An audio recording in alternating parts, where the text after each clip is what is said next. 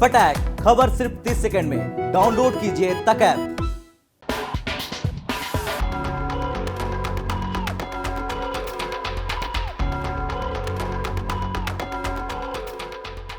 पूर्वी लद्दाख के पैंगोंग झील पर चीन ने पुल बनाया तो भारत ने अपनी कड़ी आपत्ति दर्ज कराई और अब उस आपत्ति के बाद चीन ने सफाई दी है।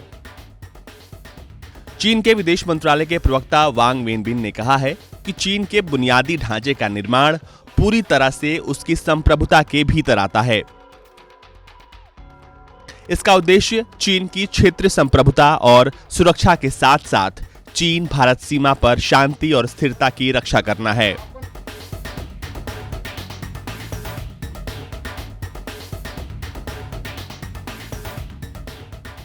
दरअसल पैंगोंग झील पर पुल बनाए जाने के संबंध में भारत के विदेश मंत्रालय के प्रवक्ता अरिंदम बागची ने कहा था कि भारत सरकार ऐसे स्थानों पर करीब से नजर बनाए हुए है।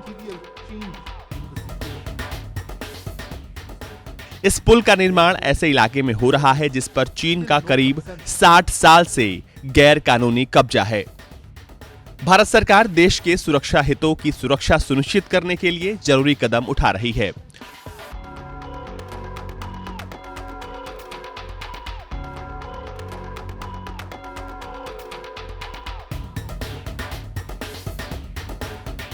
आपको बता दें कि चीन पैंगोंग त्सो लेक पर पुल बना रहा है। चीन की सेना झील के अपने हिस्से में पुल बना रही है।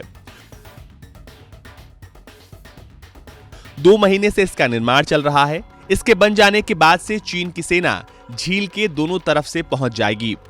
सैटेलाइट से ली गई तस्वीरों में इसका खुलासा हुआ है।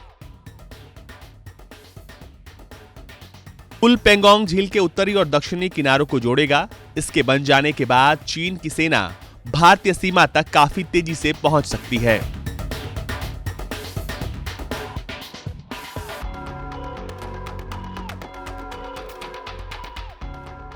मौजूदा वक्त में उसे यहां तक पहुंचने में करीब 200 किलोमीटर की दूरी तय करनी पड़ती है। पुल बनने के बाद ये दूरी मात्र 40 से 50 किलोमीटर ही रह जाएगी। जिस सफर में चीन की सेना को 8 घंटे लगते थे, वो दूरी अब सिर्फ 2 घंटे में तय हो जाएगी। पुल का निर्माण खुरनाक इलाके में हो रहा है। ये पैंगोंग झील का सबसे संकरा और दुर्गम हिस्सा है। इसे खुरनाक के रुदोक तक बनाया जाएगा। चीनी सेना ने पुल के पार्ट्स तैयार कर लिए हैं। इसे अब सिर्फ जोड़ना बाकी है।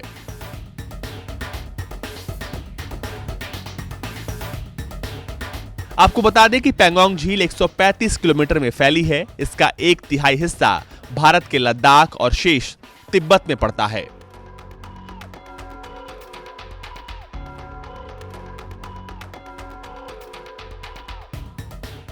ब्यूरो रिपोर्ट, भारत तक।